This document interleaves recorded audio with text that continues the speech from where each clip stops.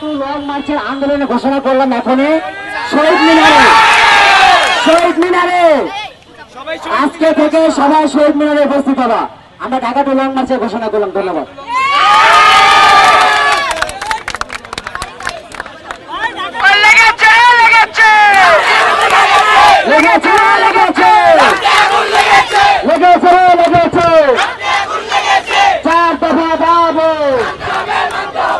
দর্শক যেমনটি দেখছিলেন যে এসএসসি পরীক্ষা ফেল করা শিক্ষার্থীরা এই মুহূর্তে লং মার্চ ঘোষণা করেছে। তারা ঢাকা টু শহীদ মিনার লং মার্চ ঘোষণা করেছে এবং তারা কিছুক্ষণ আগেই কিন্তু আমরা দেখতে পেয়েছি যে প্রতিনিধি দলরা কিন্তু কথা বলার জন্য গিয়েছিল শিক্ষা অধিদপ্তরের ভেতরে এবং সেখানে থেকে তারা ফিরে এসে যেটা জানালেন যে তারা আসানোর ফল পাননি এবং সে কারণেই মূলত তারা ঢাকা টু শহীদ মিনার লং মার্চ ঘোষণা করেছেন।